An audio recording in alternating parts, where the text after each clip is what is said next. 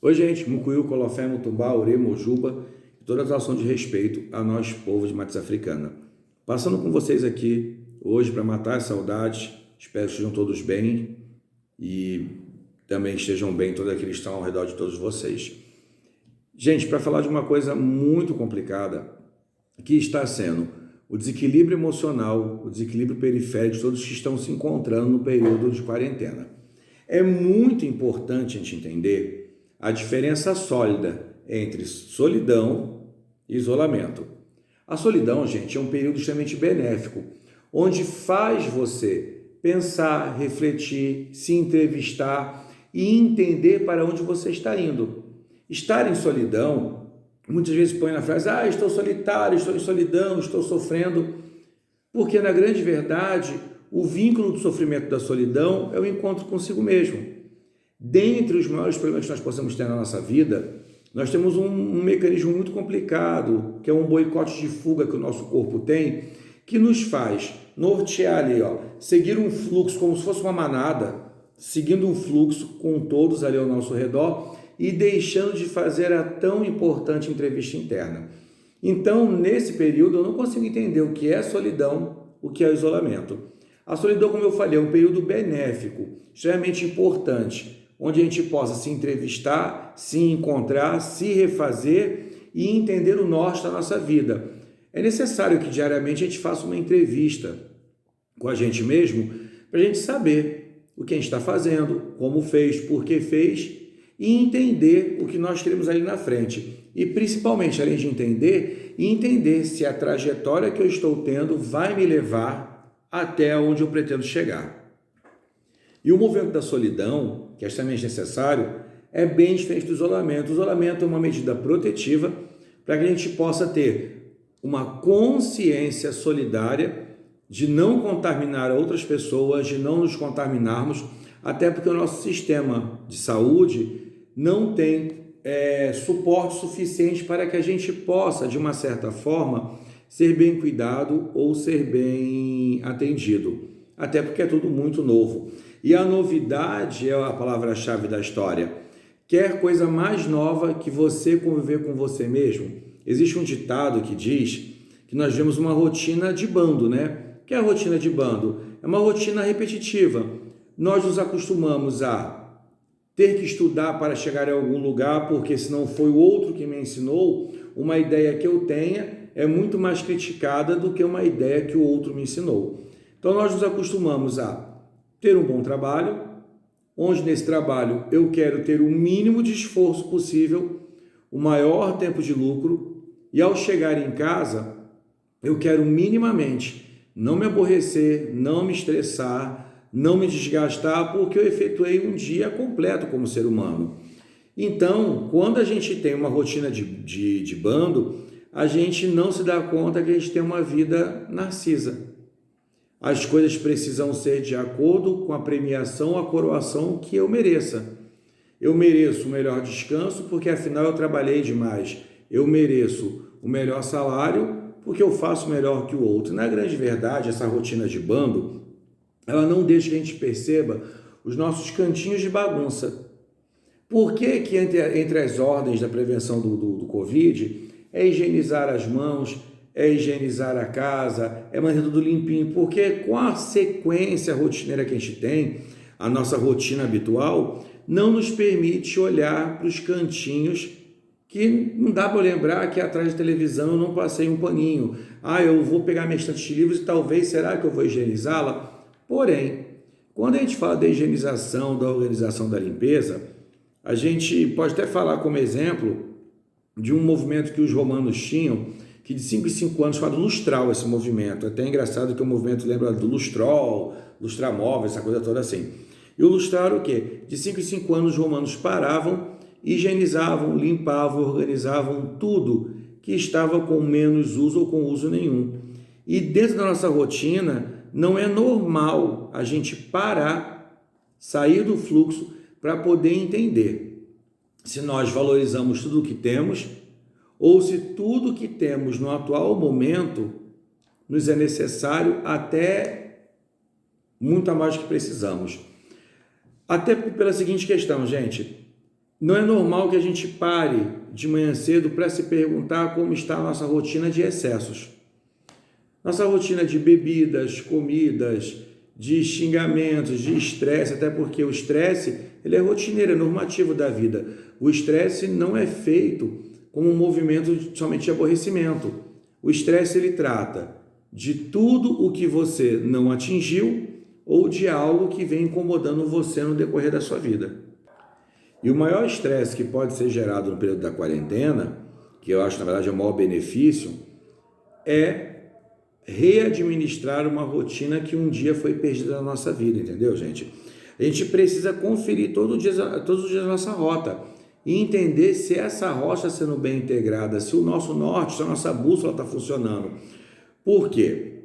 Se a gente volta lá atrás e fala de consciência, e a consciência de estar em casa é para que eu não me contamine, não contamine o outro, se a consciência de economia, de higiene estão para contribuir para o coletivo, e é muito normal que nós, como animais, tenhamos um instinto de sobrevivência, porém, não herdado dos animais, existe o instinto da consciência solidária.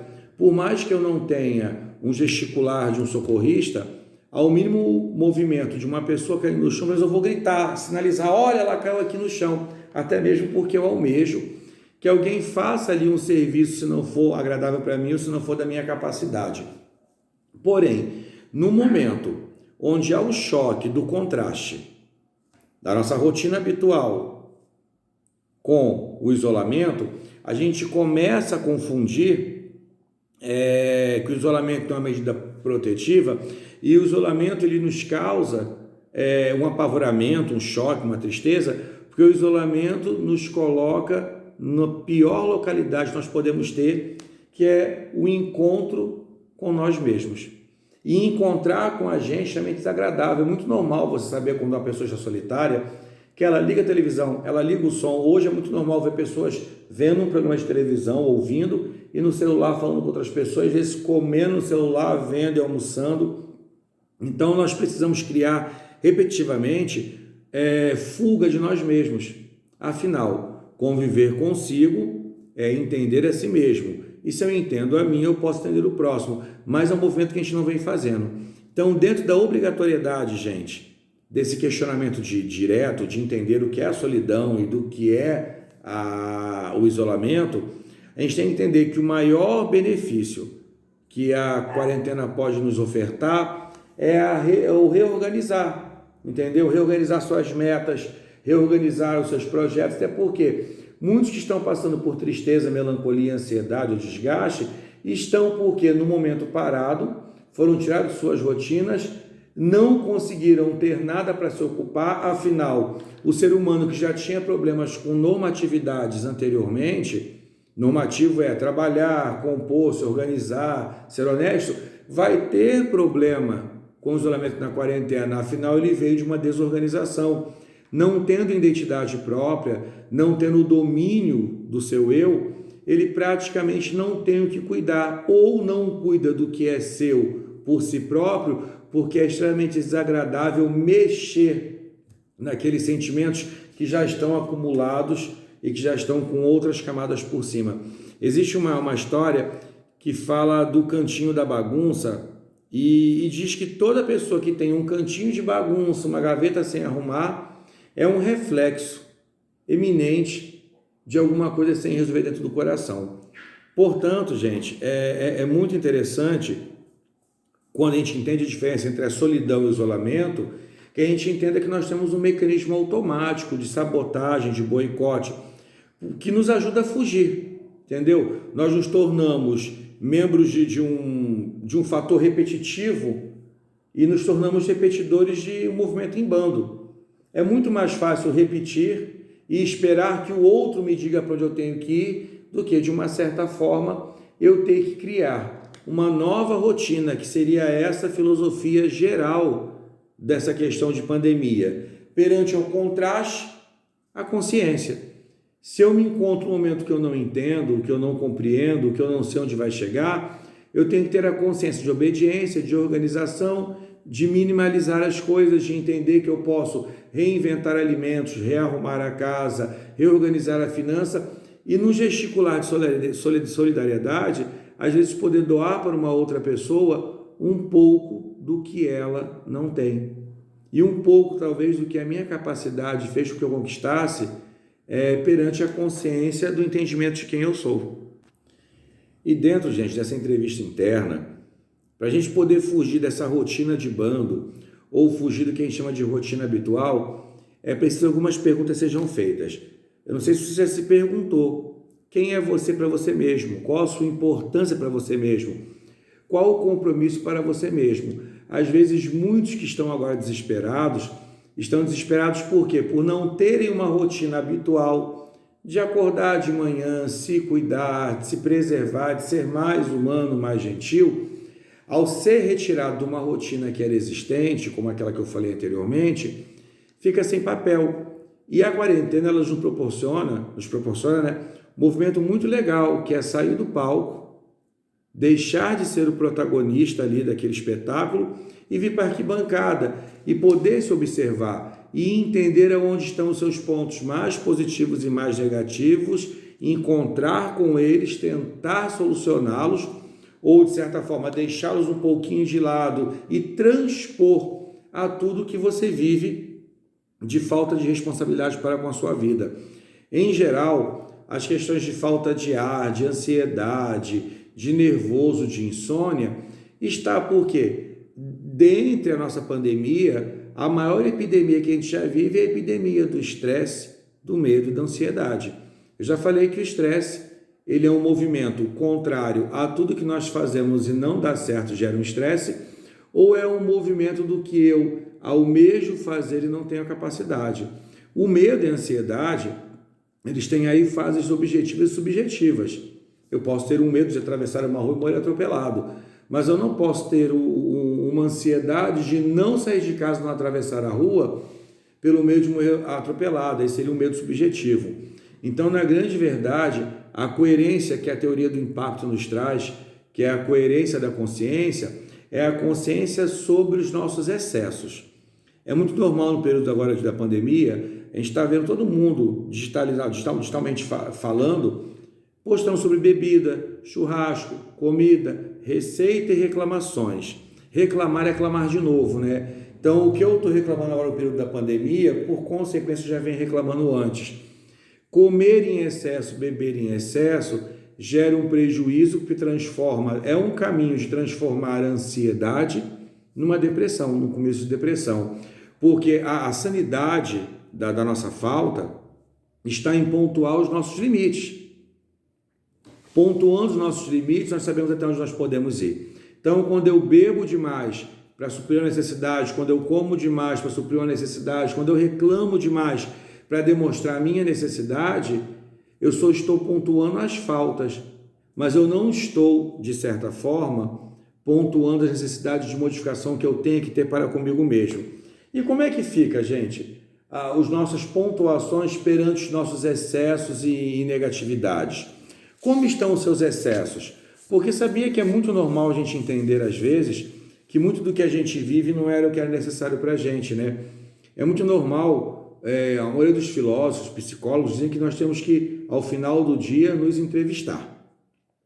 E daquele dia saber o que eu fiz, o que eu não fiz, onde eu estive, onde eu não estive, o plano que eu fiz, o que eu não fiz, se fui feliz, se não fui feliz. E às vezes, quando você começa a calcular muitas dessas coisas, e muitas pessoas entrevistadas nesse nível dizem que o seu melhor ou maior momento de felicidade é estar em sossego, é estar no seu jardim, é estar mexendo com o seu animalzinho. Mas daí como é que ficam todos os movimentos sociais, essas rotinas sociais em bando que nós vivemos? Com ir ao baile, beber, ter relacionamentos e tudo mais. Será que estamos vivendo uma rotina saudável e natural? Ou será que nós estamos vivendo uma rotina repetitiva, como um comportamento de um bando que pula para dentro do despenhadeiro ali e ali vai cair?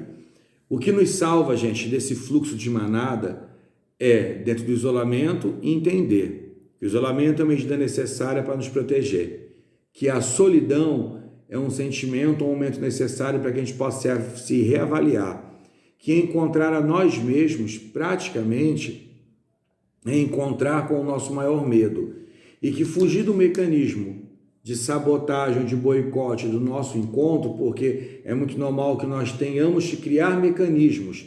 Estamos sempre atrasados, sempre desorganizados, sempre devendo, sempre a fazer.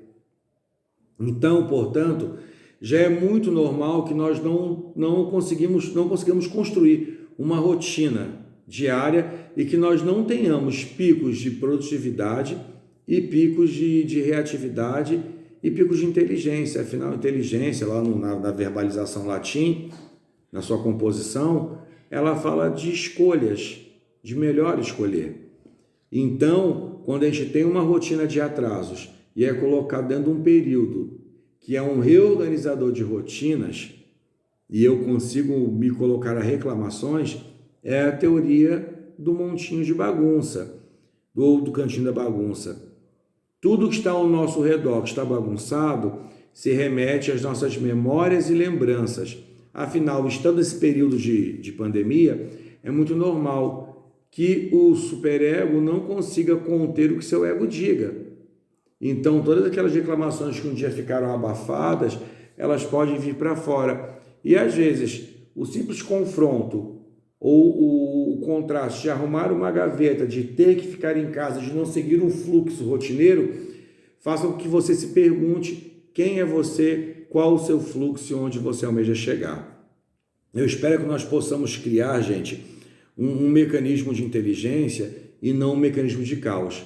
Acalmar as nossas cabeças e entender que nós temos muita coisa para colocar como pingo do i, não alimentar as nossas ansiedades, até porque as ansiedades elas estão contidas pelo medo do amanhã, alimentar a nossa criatividade, ter um plano B, uma estratégia B, para que a gente possa sair disso de uma forma extremamente inteligente. Como é algo que não se conhece, é algo quase que lúdico fora, quando eu falo lúdico, por quê? Muito se fala, pouco se faz e muito pretende se tentar entender o que se vai fazer. Então o lúdico é nisso, tá? Para que a gente evite aí que os criticadores tomem uma palavra como contexto de crítica. Então é lúdico porque nós dessa geração agora, poucas vezes fomos empreendedores. Todo o empreendedorismo ficou na mão das mulheres, elas é dada a educação, né? O fator de dar educação a todos nós. Então empreender é sair do zero para alguma coisa. Então, se você já consegue se higienizar, se cuidar, melhorou sua alimentação, economizou dinheiro, refez a vida de uma outra forma, onde você não precisa de tanta coisa, precisa de menos, talvez você já esteja desenvolvendo o caminho da consciência. E que essa consciência possa lhe ajudar, lhe abençoar, bem como toda a nossa fé. Fé, é como eu falei, a fé ela é um pêndulo que diz o que é a sua essência, o que é realmente o que você almeja. Porém, a fé e a essência servem para pendular o certo ou o errado. Então, que a sua consciência possa ser bem construída e que você possa passar por tudo isso, desenvolvendo o maior dos exercícios, que é sendo conhecedor pleno da sua essência e dando a você o que você melhor merece, que é a sua atenção. Não deixando que os outros se penalizem pelo que você está passando, não penalizando outras pessoas por uma parte que não pertence a elas. Um grande beijo, Colofé, Mucuyu, Mutumbá, Orê, Mojuba, Saravá e saudação de respeito a nós, que já viemos de uma linhagem de grandes guerreiros que ultrapassaram coisas muito maiores e que ainda deixaram uma herança de legado gigantesca. Que possamos nos adaptar na metamorfose da inteligência para que a gente também possa deixar para a próxima geração aí, ou de hoje a 5, 10 anos, a nossa experiência de resistência. Existe um ditado que diz que existe, quando o general ele é um grande guerreador, um grande batalhador, um grande guerreiro, por onde ele passa, ele entrevista as pessoas que onde ele passa. Ele não vai direto à guerra, porque se estando na guerra, ele passar por uma necessidade, foi o seu bom relacionamento deixado que vai fazer com que ele tenha pessoas que o ajudem. Portanto, você está com bons relacionamentos, você está aproveitando a quarentena para criar novos elos, para ressignificar as pessoas e colocá-las realmente na posição de devido lugar? Ou você vai ficar somente passando o dedo na tela do celular para ouvir desgraças, salientar tristezas ou proferir reclamações? Faça da sua rotina uma consciência de autocuidado diária. Com certeza, nós chegaremos ao final de tudo isso vencedores de coisas que nós nem éramos capazes de entender e pensamos vencer. Beijo, até o próximo encontro.